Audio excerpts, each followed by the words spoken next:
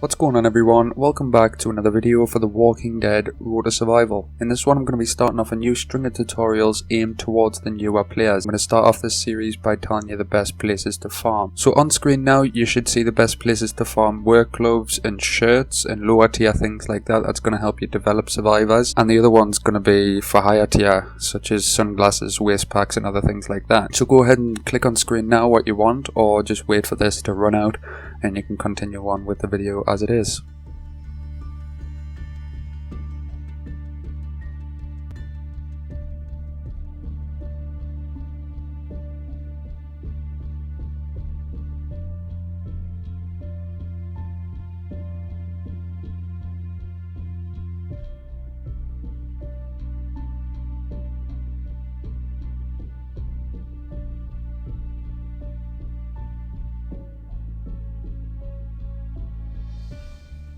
Alright guys, let's start off with the work gloves and the shirts. So work gloves and shirts are obviously useful for making survivors. Now survivors and work gloves and shirts and everything like that are best made in 7.1 in construction site. So construction site costs 3 energy.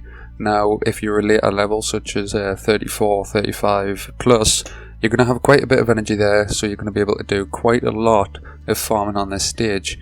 Now, the reason why I've put survivors, work gloves and shirts in this one is because this only costs 3 energy, whereas the later stages such as 13.3, 12.4 cost 6.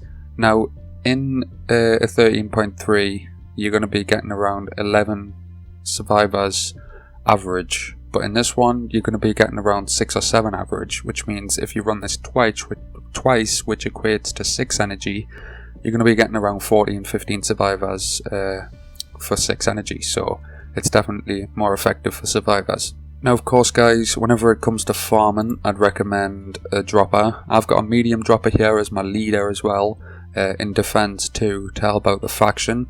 So you can see I've got Jesus with a medium increased item drop chance. Now again, drops are important, okay? So if you go to faction support here, you can see I've got quite a few droppers available in faction support. I've used quite a few. I've got another 1, 5, 6, 7, 8, 9, 10, 11, 12, 13, 14, 15, 16, 17. I've got another 18 droppers that I can use, guys. So I'm pretty much sorted. The faction helps out each other.